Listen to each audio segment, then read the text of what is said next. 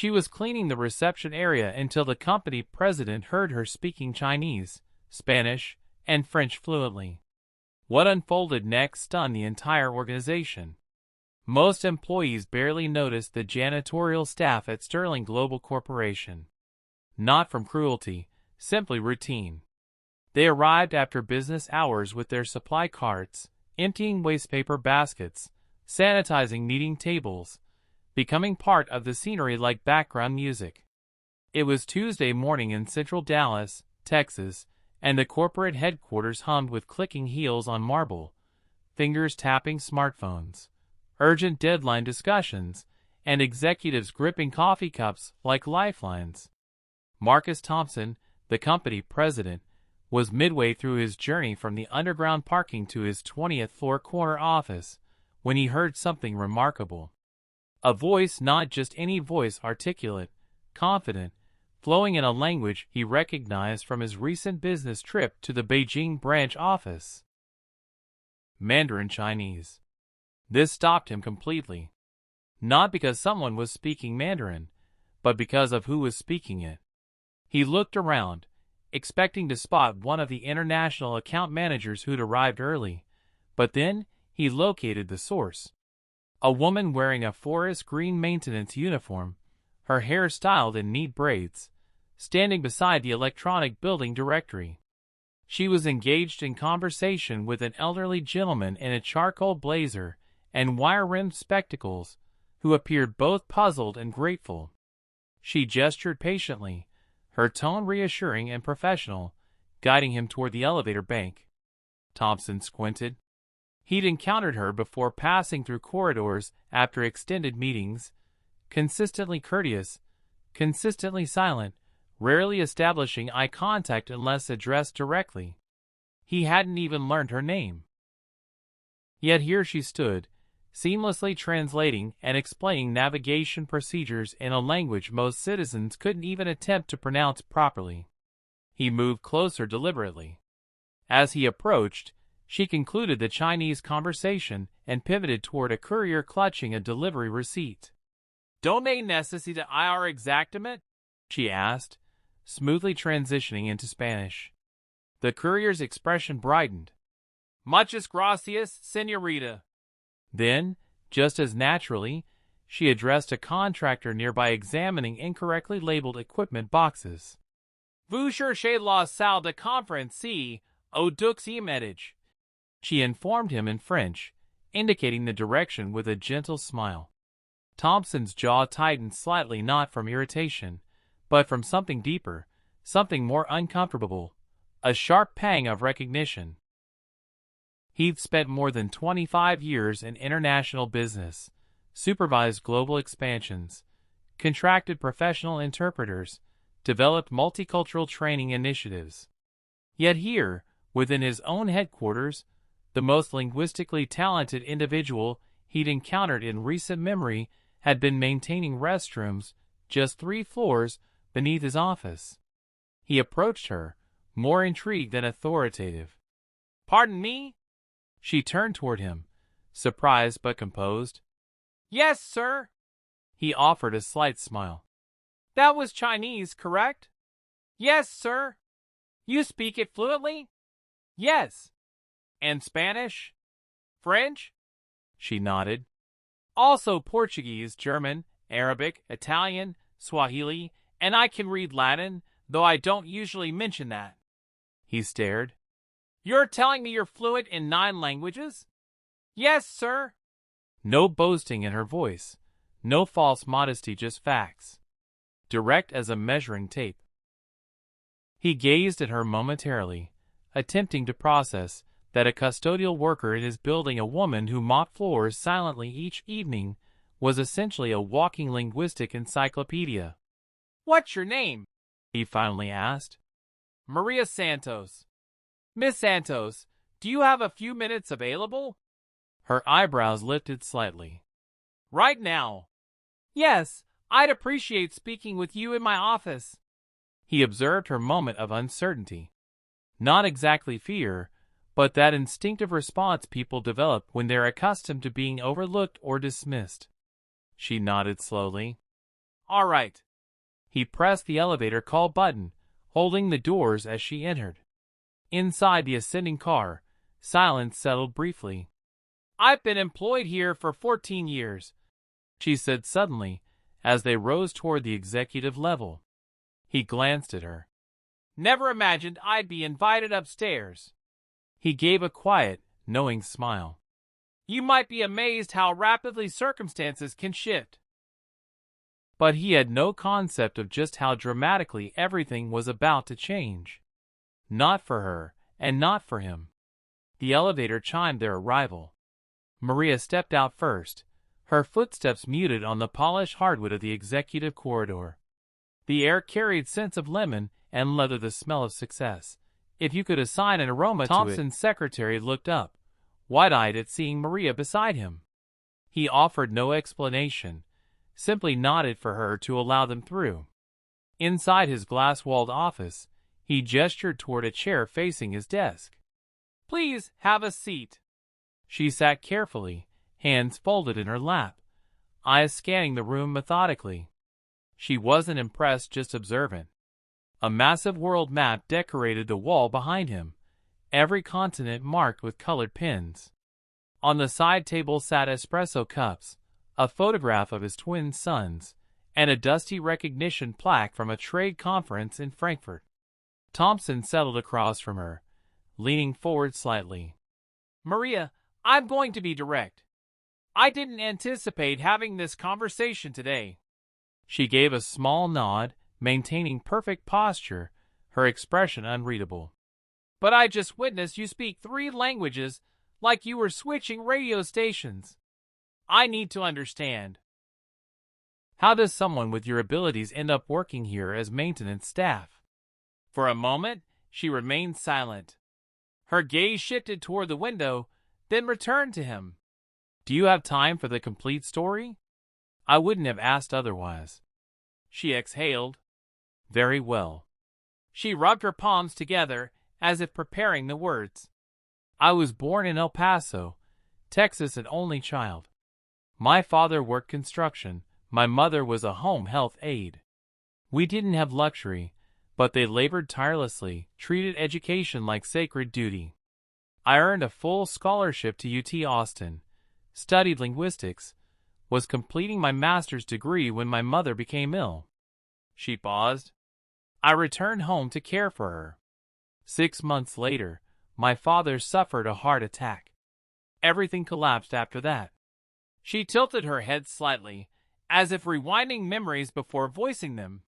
I had a child, no financial resources, no partner who remained. So I accepted whatever employment I could locate. Retail stores, care facilities, temporary positions. Eventually, a custodial manager here offered overnight shifts. It allowed me to collect my daughter from school and keep the electricity connected. That's how I arrived here. Thompson listened intently, completely focused. But I never stopped studying languages. I borrowed textbooks, listened to audio programs, read international newspapers in 6 different languages just to maintain my skills. It's what I do.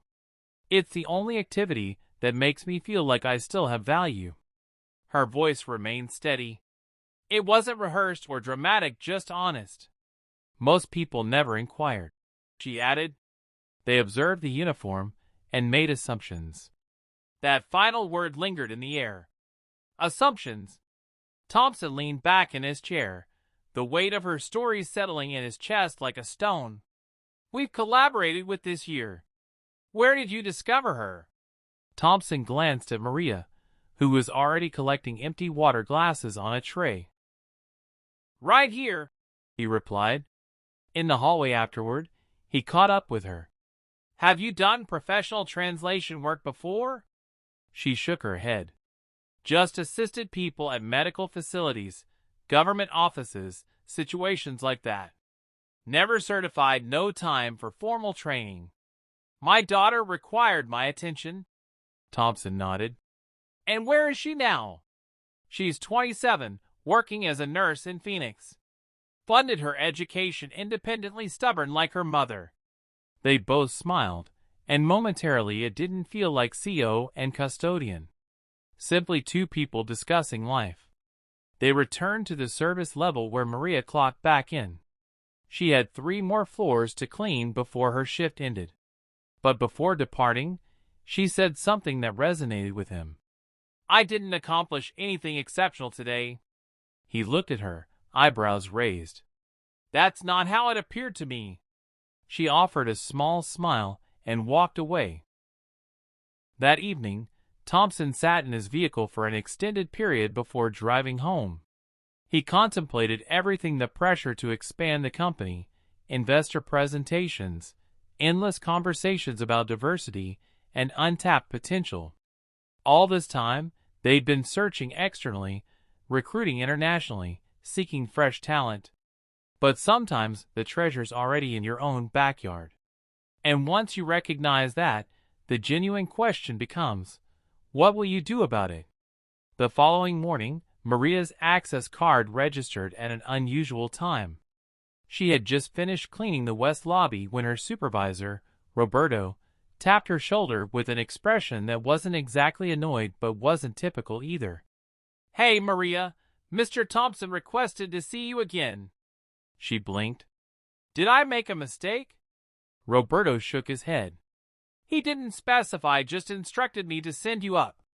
She dried her hands with a towel and followed the same route she'd taken the previous day.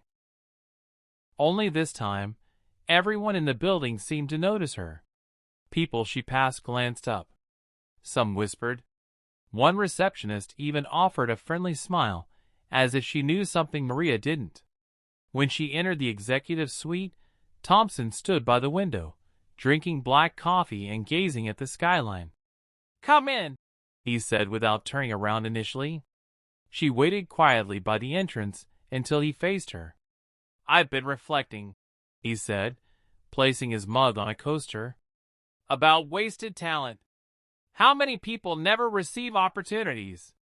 Not because they lack ability, but because nobody bothers to look carefully." Maria said nothing. She didn't trust empty compliments. She'd witnessed too many people make grand promises and deliver nothing. "I want to establish a new position," he continued.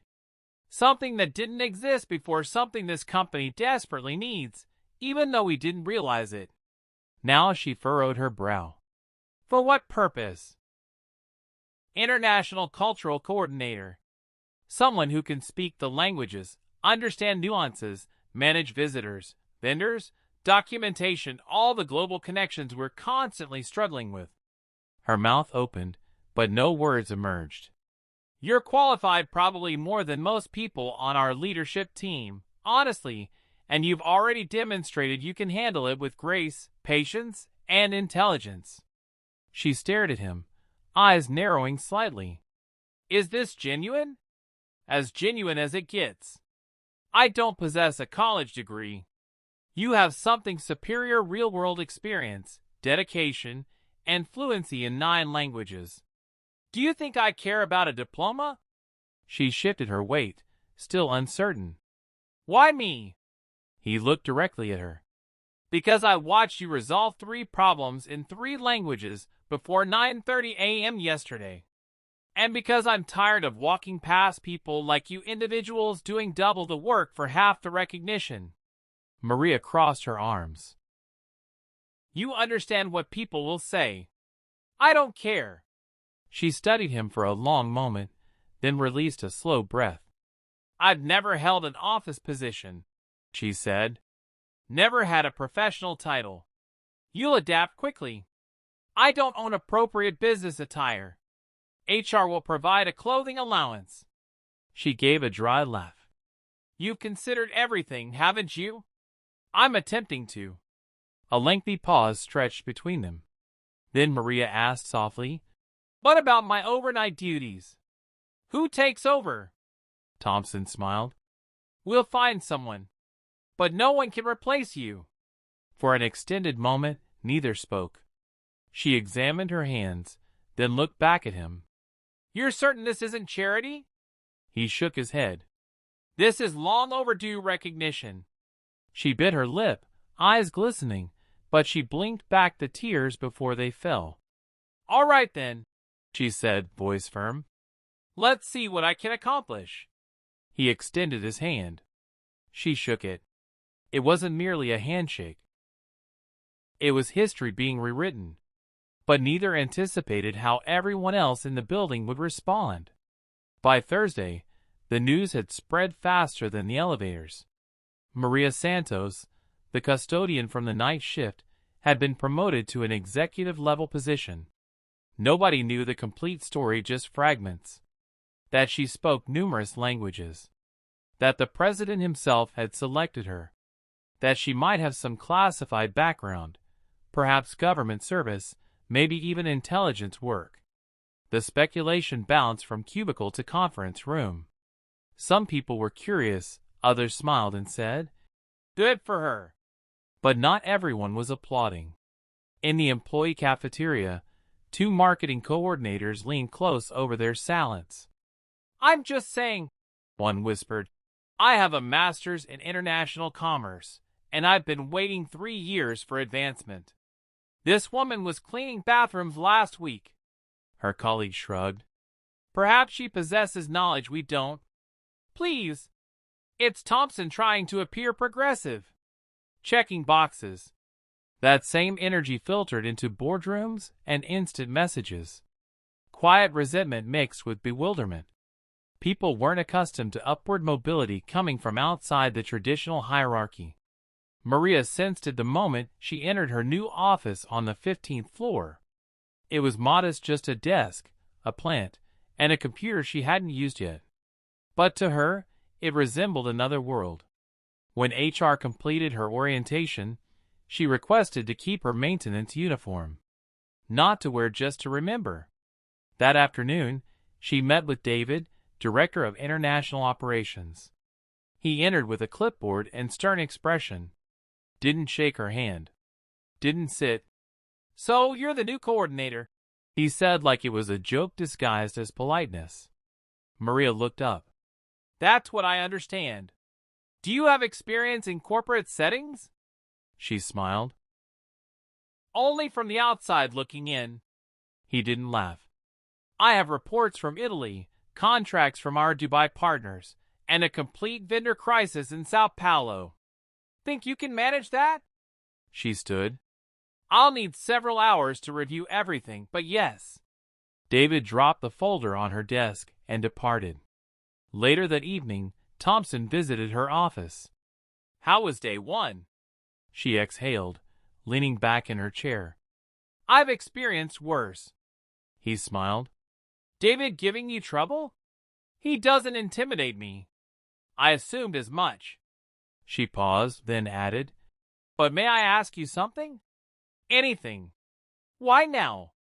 Why me? You could have simply given me a bonus and continued as usual." He leaned against the doorframe. "Because I recognize myself in you." She raised an eyebrow. "You were a janitor?" "No, but I was overlooked frequently. I came from nothing. My father repaired automobiles in a town nobody visits. I worked 3 jobs through university." People assumed I didn't belong in rooms like this. Maria nodded slowly. "Now you're deciding who gains entry." He nodded back. "Exactly." There was a moment of silence before Maria looked down at the file on her desk. "I'll be honest. I'm nervous." "Good. That means you care." She looked up again. "There will be people who resent this. They'll adjust or they won't. Either way, we're moving forward." Thompson straightened. "You have a story, Maria. A genuine one. And now you have a platform." Then he turned to leave. As the door closed behind him, Maria surveyed her office. She remembered the years she'd wept in bathroom stalls during breaks, the nights she returned home with aching feet and barely enough energy to heat soup, the celebrations she'd missed, the promotions she'd watched go to people who never acknowledged her existence. She opened her desk drawer and placed the old custodial badge inside. Not to forget, but to remember exactly what it required to reach this point. But this story wasn't solely hers anymore, and the spotlight was about to intensify significantly. By week's end, Maria's nameplate was mounted outside her office. Black lettering on brushed steel. Maria Santos, International Cultural Coordinator. It appeared official, clean, permanent. Word had spread formally this time. The company-wide email reached all inboxes Friday morning, sent by Thompson himself. It was brief, clear, and carried authority. He explained her role, her background, and most importantly, her value. He didn't frame it as charity or a feel-good gesture. He made it clear she was the best person for the position. Period. But that didn't silence the criticism. Some managers grumbled quietly. Others warmed up once they witnessed her performance. She navigated conversations with international clients better than translation software. She corrected mistranslations in existing contracts that had cost them money for years. And she never showed off. She simply worked quietly, smoothly, better than anyone had anticipated. On Monday, Maria was invited to join a meeting with a delegation from Morocco. The company's North African expansion had been stalled for months due to miscommunication and mistrust. She entered the room wearing a soft beige blazer, took her seat at the table, and introduced herself in fluent Moroccan Arabic. The room transformed. You could feel it the shift. People leaned forward. They listened intently. Because when someone speaks your language, you don't just hear words, you hear respect. After the meeting, one of the Moroccan partners approached her privately. He placed his hand over his heart gently, a traditional gesture of gratitude. "No one has ever done that for us," he said. "Not in our language. Not like that." Maria nodded. "You matter. That's all." By midweek, Thompson made another decision. He renamed the company's primary training facility, where all new employees gathered for orientation and where department leaders conducted workshops. The existing plaque outside the door was removed. In its place, the Santos Room. No major announcement, no celebration, just a quiet sign and a change that meant more than any party could have. Later that afternoon, Thompson stood outside the room, watching as a new group of trainees entered. He heard one ask, "Who's Santos?" A senior staff member replied, "She's someone who reminded this place that excellence doesn't always wear a business suit." That same day, Maria discovered a sealed envelope on her desk. No return address, just her name written in careful block letters. Inside was a note that read, "I used to believe I'd remain invisible forever. But today, I stood a little taller because of you. Thank you." No signature, just evidence that people were watching, people who needed to see what was possible. Maria sat there studying the words, her throat tightening. She didn't cry, she didn't need to, because that was the moment she understood this wasn't just employment. It was a doorway. But not every door remains open without resistance. And someone was already planning to push back. The resistance didn't take long to surface. Late Thursday, Maria was summoned to a meeting not by Thompson, but by someone with greater authority. Catherine Mills, a senior board member who'd flown in from Houston. She'd been with the company since the 1990s. Sharp suits, sharper attitude. Maria entered the small conference room on the 19th floor where Catherine waited with a stack of documents and an icy stare. "Have a seat," she said without looking up. Maria sat. Catherine tapped her pen twice. "So, Miss Santos, I've examined your file. You have no college degree, no previous corporate training, and no management certifications." Maria didn't flinch. "That's accurate." Catherine folded her hands. "You were a custodian here 1 month ago." "I was." She leaned back in her chair. "Help me understand how someone with your background is now handling high-level international operations." Maria maintained eye contact. "Because I speak the languages." I understand the cultures. I've already resolved 3 vendor contracts and eliminated a 4-month delay in our Morocco deal.